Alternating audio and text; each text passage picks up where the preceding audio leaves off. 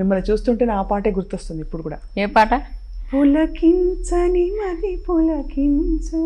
చాలా మంచి పాట అది, నాకు కూడా చాలా ఇష్టం. మీ one of the best hit songs కదా అది. అయినో ఎప్పుడు రిపీట్ అవుతూ ఉంటుంది ఎందులోనూ, టీవీల్లో అన్నిట్లో. ఎలా అనిపిస్తుంది మీకు మీ జీవితాన్ని తలుచుకుంటే? నాకు చాలా హ్యాపీ ఫీల్ అవుతాను నేను. ఎందుకంటే నాకు ఇంకా మళ్ళీ ఆ రోజులు వస్తే బాగుండు అనిపిస్తుంది. చాలా సార్లు అనుకుంటా ఫ్లాష్ బ్యాక్స్ వెళ్ళిపోయి. అందులో మీరు ఒక టైంలో 3 షిఫ్ట్ చేసేవారు. అవునవును, 3 నెలలు 3 షిఫ్ట్స్. మేకప్ చైర్లో నిద్రపోయేదాన్ని, మేకప్ వేస్తూ ఉండేవాళ్ళు, హాయిగా నిద్రపోయేదాన్ని. మళ్ళీ వేరే వేరే గెటప్స్. ఆ రోజుల్లో 7 to 1, 2 to 9 and 9 to 5. 7 to 1 చేసి మళ్ళీ వెంటనే అసలు ఇంటికి నైట్ ఎప్పుడో 11 o'clock వెళ్ళేదాన్ని అనమాట. పొద్దున్నే లేచి స్టూడియో టు స్టూడియో జంపింగ్ అనమాట. కానీ మానేయడం కేవలం వివాహం కారణమా లేక మానేయాలని మానేశారు అప్పుడు? అంటే ఇంకా మ్యారేజ్ చేసుకొని సెటిల్ అవ్వకపోతే అలాగా డిలే అవుతూనే ఉంటుంది. తర్వాత సెటిల్ అవ్వకుండా ఉంటే మంచిది కదా ఆర్టిస్టులకి, నా ఉద్దేశంలో. అంతే కదా, ఏమి లైఫ్ ఎలా ఎండ్ అవుతుందో మనకే తెలీదు. అసలు తొలినాళ్లలో ఆ రోజుల్లో అమ్మాయిలని నటనకి, సినిమా పరిశ్రమకి పరిచయం చేయడం కొంచెం అందరు జంకేవారు కదా. మీ ఇంట్లో ప్రోత్సాహం ఉండేదా? అంటే అక్కగారు ఉన్నారు, అఫ్ కోర్స్ జానక్ గారు ఉన్నారు, 1 year ముందర ఉన్నారు ఆల్రెడీ. అవును. నేను అంటే ఆవిడకి మ్యారేజ్ అయిపోయింది, కానీ నేను మా ఫాదర్ పర్మిషన్ లేకుండా నేను చేయలేను. మా ఫాదర్ పర్మిషన్ ఇచ్చారు, జాగ్రత్తగా ఉంటే ఎక్కడైనా గెలుచుకురావచ్చని మంచి అడ్వైజ్ ఇచ్చారు. సో అది మనలో ఉంది, అంతే కదా. మా రిలేషన్స్ అందరూ కొంచెం అపోజ్ చేశారు చాలా. ఏమిటి వెంకోజీరావు గారు పిల్లల్ని సినిమాల్లో చేర్పించేశారు అన్నారు.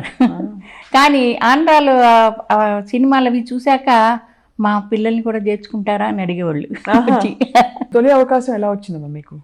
స్వప్న సుందరి సినిమా చూస్తున్నారు రాజకుమారి టాకీస్లో. సో సౌందరరాజన్ గారు అదృష్టదీపుడు తీశారు అంతకుముందు. వాళ్ళ అమ్మాయి సినిమా థియేటర్లో కూర్చొని వాళ్ళు వెతుకుతున్నారు, సిండ్రిల్లా తెలుగులో నవ్వితే నవరత్నాలు తీస్తున్నారు. అవునవును. సో వాళ్ళు వెతికేటప్పుడు ఏమైంది, నన్ను వెనక్కి నుంచి చూస్తూ ఉంది, ఊరికి వెనక్కి తిరిగి ఇంటర్వెల్లో చూసి తర్వాత అడ్రస్ అడిగింది మా మదర్ని. కానీ ఇంటికి వచ్చేసారు వ్యాన్ వేసుకొని. సో వచ్చేసి మీ అమ్మ యాక్ట్ చేస్తారా, భలే కరెక్ట్గా ఉంటుంది మా క్యారెక్టర్కి. అప్పుడు నాకు టీన్సే కదా, 16 years 17th year. మా ఫాదర్ పర్మిషన్ ఇచ్చారు. ఆ పిక్చర్ ఒప్పుకొని కొంచెం స్టిల్స్ పడేటప్పటికి 14 movies వచ్చాయి నాకు ఒకేసారి సినిమాలు. మీరు పుట్టింది వెస్ట్ బెంగాల్ అంటున్నారు, నిజమేనండి? అవును, నైహటి వెస్ట్ బెంగాల్లో. మా ఫాదర్ అక్కడ వర్క్ చేసేటప్పుడు నేను పుట్టా. మళ్ళీ అస్సాంలో పనిచేసేటప్పుడు షిలాంగ్లో మేము మెట్రిక్ పాస్ అయ్యాను నేను. మరి డాన్స్ అంతా అక్కడే నేర్చుకున్నారా? డాన్స్ చిన్నప్పుడు రాజమండ్రిలో వేదాంతం జగన్నాథ్ శర్మ గారి దగ్గర 1 year నేర్చుకున్నా కూచిపూడి. ఇలా మళ్ళీ మెడ్రాస్ వచ్చేసాం, ఇక్కడ కొంచెం డాన్స్ చోప్రా గారు వాళ్ళ దగ్గర వీళ్ళ దగ్గర నేర్చుకున్నా. అప్పట్లో బెస్ట్ కాంప్లిమెంట్ మీకు అందించింది అంటే చూసిన వాళ్ళు, స్టిల్స్ చూసిన వాళ్ళు ఏమనేవారు? ఒక అమాయకత్వం ఉంది మొహంలో. కరెక్ట్, చాలా కరెక్ట్. చాలా మంది అనేవాళ్ళు. బై నేచర్ కూడా సాఫ్ట్ కొంచెం నేను. అవునా? నేచర్ అగ్రెసివ్ టైప్ కాదు. భార్యాభర్తలకి సిల్వర్ మెడల్ వచ్చింది ఢిల్లీలో. దుర్గాబాయి గారు దేశ్ముఖ్ గారు మ్యారేజ్ చేసుకున్నారు కదా. అవును. వాళ్ళిద్దరు ఆడియన్స్ కూర్చోన్నారు. సో దిగి రాగానే అమ్మాయి నువ్వా, మూగమ్మాయివి నువ్వా, అవార్డు తీసుకున్నా అని ఒకటే నవ్వేశారు. అంతా మీ బ్లెస్సింగ్స్ అండి అని చెప్పాను. కానీ ఎక్కడైనా మనసులో కోరికుండేదా మీ చిన్నప్పుడు, నేను నటినవుతాను, ఇంత పెద్ద నటిన? అస్సలు లేదు. సినిమాలు చూసేవారా చిన్నప్పుడు? సినిమాలు చూసేదాన్ని కానీ నేనైతే ఆర్టిస్ట్ అయిపోదాం అలాంటి ఐడియావే లేదు కొంచెం కూడా. సో ఇంకా ఏం కట్టుబాట్లు ఉండేవి అప్పట్లో ఇంట్లో? మా ఇంట్లో సంప్రదాయమైన కుటుంబం ఎలా మీరు పెరిగేటప్పుడు? ఆర్థడాక్స్ కుటుంబమే, కానీ మా ఫాదర్ చాలా బ్రాడ్ మైండెడ్. లండన్ పెళ్ళి వచ్చాక పుట్టాం మేము, అందుకని ఆయన కొంచెం బ్రాడ్ మైండెడ్ అయిపోయారు. సో మళ్ళీ డిఫరెంట్ టైప్లో పెంచారనమాట మా అమ్మ, ముఖ్యంగా మా సిస్టర్ని, నన్ను, మా జానక్ గారిని. ఆవిడ ప్రోత్సాహం ఎంతవరకు ఉండేది మీకు సినిమాల్లో మీరు వచ్చినప్పుడు కొత్తలో? లేదు, ఆవిడ ఆల్రెడీ మ్యారీడ్ కదా, అందుకని వాళ్ళు సపరేట్గా ఉండేవాళ్ళు. నేనేమో మా మదరు తక్కిన వాళ్ళందరితో ఉండేదాన్ని. ఒకరికొకరు ఎంకరేజింగ్గా ఉండేవాళ్ళం. అయితే పోటీ పోట్లాడుకునేవారు? లేదు లేదు, పోట్లాడు చిన్నప్పుడు ఏమన్నా క్యారియర్ మోయకపోతే మా సిస్టర్ కోపం వచ్చేది, అయ్యి ముద్దు క్యారియర్ పోయి స్కూల్కి వెళ్ళేటప్పుడు. మా సిస్టర్ కొంచెం డామినేటింగ్ టైపు, నేనేమో సాఫ్ట్ రివర్స్ క్యారెక్టర్స్. కొంతకాలం అప్పుడు ఇండస్ట్రీలో మీ సమకాలీకులు వాళ్ళకి మీకు పోటీ ఉండేదా? అంటే న్యాచురల్లీ మీకు 14 సినిమాలు అలా ఉప్పెనలాగా వచ్చేసాయండి. అవును, ఒక ఇయర్ 16 movies రిలీజ్ అయ్యాయి. ఏ థియేటర్లో చూసినా డిఫరెంట్ హీరోస్తో. ఆంధ్రాలో నేనే, ఎందుకంటే ఒక థియేటర్ ఓపెనింగ్కి వెళ్ళాం కుమారి టాకీస్ ఏదో ఎన్టీఆర్ గారు నేను వెళ్ళాం ఓపెనింగ్కి. నేను స్విచ్ ఆన్ చేశాను, ఆయన థియేటర్ ఓపెన్ చేశారు. అప్పుడు చూస్తే ఆ ఊర్లో అన్ని థియేటర్స్లో నా బ్యానర్స్ ఉండేవి. ఏ నటీమణి మీకు బాగా దగ్గర పోటీ అని మీరు భావించారు? అంటే మీలాంటి క్యారెక్టర్స్ చేయడం, మీలాంటి బాణీలో చీరలు కట్టడం, ఎవరు దగ్గరగా మీకు పోటీ అని మీరు అనుకున్నారు? పోటీ ఇది కెరియర్ కదా, ఇది ఎవరికి వాళ్ళు మంచి పేరు. కానీ అప్పుడు కొంచెం తక్కువ, యాక్చువల్లీ ఫ్రెండ్లీగా ఉండేవాళ్ళం చాలా వరకు. కొంత జెలసీస్ ఉంటాయి, కాంపిటీషన్ ఉంటుంది డెఫినెట్, అది లేదంటే అబద్ధం. బయటపడేవాళ్ళు కాదు ఎవరు, పైకి అయినా అట్లీస్ట్ ఫ్రెండ్లీగా ఏదో ఉండేవాళ్ళం. చిన్న ఇండస్ట్రీలో ఒక నటీమణికి హీరోలకి మధ్య విభేదాలు వచ్చిన టైంలో, ఆ టైంలో మీరు సమయానికి ఆదుకున్నారు, కరెక్ట్ టైంలో మీకు మంచి అవకాశాలు వచ్చాయంటుంటారు, నిజమేనా? చాలా కరెక్ట్.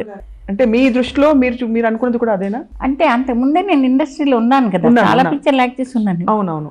రామారావు గారితో ఫస్ట్ పిక్చర్ వాళ్ళ ఎన్ఏటి వాళ్ళ పిచ్చిపులైతే యాక్ట్ చేస్తున్నాను కదా. అవును, పిచ్చిపులే, కరెక్ట్. నాగేశ్వరరావు గారితో పెళ్లి కానుక యాక్ట్ చేశాను ఫస్ట్ పిక్చరు. తర్వాత ఇంకా భార్యాభర్తలు అవి ఒకవేళ అక్కడ ఏమన్నా వచ్చిందేమో తెలీదు, ఎందుకంటే ఇల్లరికం ఆవిడ యాక్ట్ చేస్తున్నారు కదా. అవును.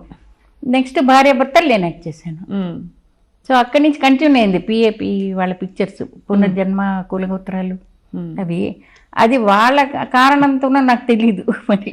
మీకు ఎప్పుడు ఎవరితో మనస్పర్ధలు, అభిప్రాయ భేదాలు రాలేదా? రాలే. పబ్లిక్గా ఏమి మనసులో కష్టపడిన, ఒకవేళ పబ్లిక్గా మాత్రం మామూలుగానే ఉండేవాళ్ళం, డిప్లొమాటిక్గా వెళ్ళిపోయేవాళ్ళం కదా. ఆ రోజుల్లో గొడవలు ఇష్టం ఉండదు కదా ఎవరికి ఇష్టం ఉండదు. మళ్ళీ కలిసి యాక్ట్ చేస్తూ ఉంటాం కదా, వాళ్ళతో గొడవ పెట్టుకుంటే ఎలా యాక్ట్ చేస్తాం.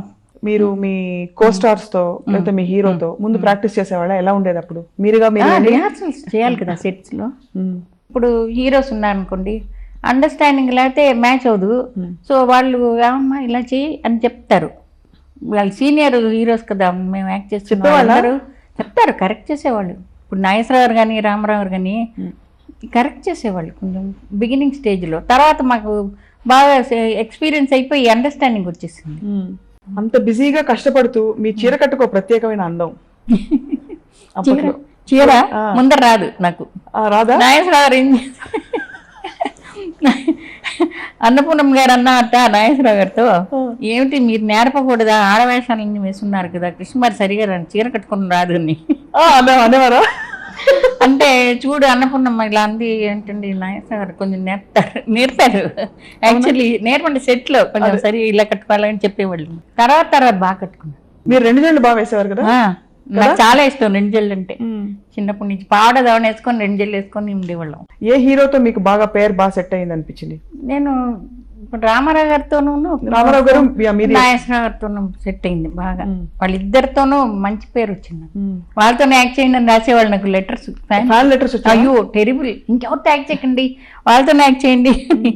నేను మానేశాక మాత్రం నిజంగా నాకు కళ్ళమ్మ నీళ్ళు వచ్చాయి, ఎందుకంటే హయ్యెస్ట్ ఫ్యాన్ మెయిల్ వచ్చేసింది. ఎందుకు మానేశారు మాకు? అప్పటికే నేను చాలా పిక్చర్లు యాక్ట్ చేసి 110 తెలుగు పిక్చర్లు హీరోయిన్గా యాక్ట్ చేస్తున్నా కదా, ఎందుకు మానేశారు, అయ్యో మీరు యాక్ట్ చేయాలి అని లెటర్స్. అప్పుడే మనసు పీకలేదా? మళ్ళీ ఒకసారి ఎంత పొరపాటు చేశాను అనిపించింది. కానీ ఇంకా వెళ్ళకపోతే అసహ్యంగా ఉంటుంది, ఎందుకంటే సెటిల్ అయిపోవాలి కదా. ఇంకా తర్వాత క్యారెక్టర్ రోల్స్ బలవంతం చేస్తే కొన్ని యాక్ట్ చేశారు. తెలుగింటి అమ్మాయిగానే అందరూ మీరు తెలుగుకే చెందాలని అనుకుంటారు, కానీ అన్ని భాషలు నటించారు. హిందీలో కూడా నటించారట కదా మీరు? హిందీలో ఒక పిక్చర్ నటించాను, తర్వాత 4 పిక్చర్లు ఆఫర్స్ వచ్చాయి, కానీ నేను చేయలేదు. ఎందుకు? నాకు కొంచెం నిజం చెప్పాలంటే ప్లేన్ భయం ఉంది, అస్తమాను బాంబే వెళ్ళిపోవాలి. తర్వాత నేను ఎందుకో నాకు నచ్చిన లాంగ్వేజ్లోనే ఫ్రీగా ఫీల్ అవుతాను నేను. అందుకనే మీరు తమిళంలో కూడా ఇవ్వలేకపోయారు అంతగా? తమిళ్లో యాక్ట్ చేస్తున్నాను కానీ ఎక్కువ క్లోజ్గా ఫీల్ అవ్వలేదు అట్మాస్ఫియర్ అది. సో అందుకని మెల్లిగా తెలుగు మీదే కాన్సన్ట్రేట్ చేశాను. తర్వాత కన్నడం కొన్ని పిక్చర్లు యాక్ట్ చేశాను. మీ టాప్ 10 సాంగ్స్ ఒకసారి గుర్తు చేసుకుందాం, ఎందుకంటే మీకు అద్భుతమైన హిట్ పాటలు, మెలడీ పాటలు వచ్చాయి. అవునవును. మీకు ముందు గుర్తొచ్చే ఒక పాట చెప్పండి.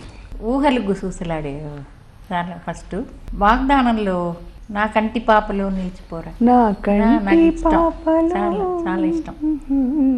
గుడి గంటల్లో నీలి కన్నుల నీడలలోనే అదొకటి. దూరాన నీలి మేఘాలు అనే పాట. తెల్ల చీర కట్టుకున్నది పాపులర్ సాంగ్. పులకించని మది పులకించు, చాలా పాపులర్ సాంగ్ ఇది. డాన్సులు ఉండేవా అప్పట్లో? సిగ్గుపడ్డమే కానీ ఎక్కువగా డ్యూయట్స్ లో డాన్సులు ఉండేవి కావు కదా. ఎక్కువ తర్వాత తరంలో స్టెప్లు వచ్చాయి. స్టెప్లు అప్పుడు అంతకు ముందంతా సిగ్గుపడ్డం, తిప్పడం, ఎక్స్ప్రెషన్స్ ఇవే. అదే భలే పాటలు అవి. ఒక సాంగ్ నావెల్టీగా షూట్ చేశారు. అది నువ్వంటే నాకెందుకు అంత ఇది ఇంత ఇది నాగేశ్వరరావుది నాది పాట. ఆ టేకింగ్ డిఫరెంట్ గా ఉంది అందులో చాలా. మీ కళ్ళ మీద ప్రత్యేక దృష్టి ఉండేది కెమెరాలకి. అవునవును. దానికి ఏమైనా మీరు శ్రద్ధ తీసుకునేవారా? డైరెక్టర్లు గ్రహించారా అది ఇట్లా చేపకళ్ళలాగా ఇలా ఉండేవి? లేదు, నేను అలాంటిది ఏమి స్పెషల్ గా ఏం చేయలేదు. వాళ్ళు మేకప్ వేసేవాళ్ళు, నేను యాక్ట్ చేసేదాన్ని అంతేనా? అఫ్ కోర్స్ కళ్ళతోనే మనం ఇంప్రెస్ చేయాలి కదా ఆ రోజు. సో ఖాళీ సమయంలో ఏం చేస్తుండేవారు మీరు? ఖాళీ టైంలో నేను వచ్చాక గార్డెనింగ్ చాలా చేసేదాన్ని. ఫస్ట్ జయనగర్లో ఉండేవాళ్ళం, అక్కడ గార్డెన్ చాలా బాగుండేది. అంటే తర్వాత ఇది కొని ఇది డెవలప్ చేసాం అనమాట.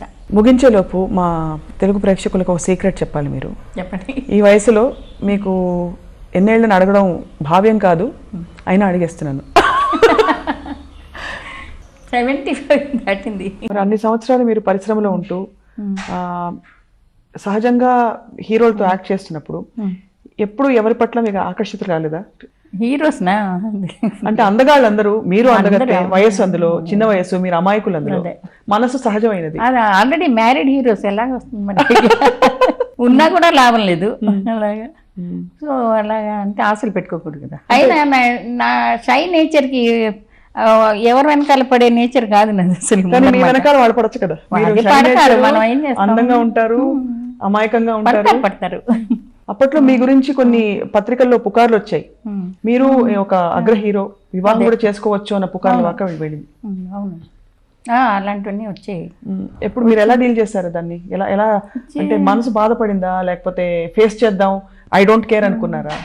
ఏం చేసేదేం లేదా, ఫీల్డ్ లాంటిది. అమ్మ వాళ్ళు మరి మదర్ వాళ్ళు ఏం పట్టించుకున్నారు, చాలా మంచి నేచర్ మా మదర్ది. పాపం అండర్స్టాండింగ్ ఉండేది చాలా. నా మీద ఫుల్ కాన్ఫిడెన్స్ ఉంది కాబట్టి అదేం లేదు. మా ఫ్యామిలీ అలా ఏమేమి నాకు ట్రబుల్ ఇవ్వలేదు. బాగా సపోర్ట్, చాలా సపోర్ట్. మా ఫాదర్ రిటైర్ అయిపోయి నేనే ఎర్నింగ్ మెంబర్ అయిపోయాను మా ఇంట్లో. సో వాళ్ళు నాకు రెస్పెక్ట్ ఇచ్చేవాళ్ళు. అంత మీ సుదీర్ఘమైన 100 సినిమాల్లో మీ దృష్టిలో కృష్ణకుమార్ గారికి బెస్ట్ సినిమా ఏదని మీరు అనుకుంటున్నారు? ఇప్పుడు చూసుకోవాలంటే ఏ సినిమాని మీరు వేసి చూసుకుంటారు? మళ్ళీ నాకు 2 సినిమాలు ఇష్టం. ఒకటేమో వాగ్దానం, భార్యాభర్తలు అవి. సో ఆ 20 గంటలు షిఫ్ట్లు చేసే రోజుల్లో ఏ అంశం మిమ్మల్ని బాగా నెట్టేది వెనక నుంచి? అంటే అంత కష్టపడి నిద్ర కూడా పోగొట్టుకుని ఏం చేయాలి, ఏం సాధించాలి? అచీవ్ చేయాలి, పేరు ఆంధ్రాలో మనం మంచి పేరు ఉండాలి, బాగా యాక్సెస్ చేయాలి, అవన్నీ ఉండేది.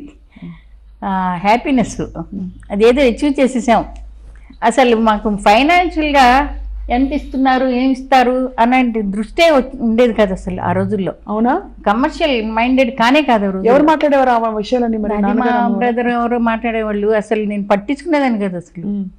ఇవాళ చూడండి ఎంత ట్రెండ్ ఎలా మారిపోయింది. అవును, ల్యాక్స్ ఇస్తూ ఉంటారు, చాలా హ్యాపీ లైఫ్ వాళ్ళకి. ఇంత కష్టపడేవాళ్ళు కాదు. మీరు అందుకున్న మొదటి పేమెంట్ ఎంత? అది జనాలకి ఫస్ట్ పిక్చరు నవ్వితే నవరత్నాలు 1 year కాంట్రాక్ట్ అయినా 500 rupees per month.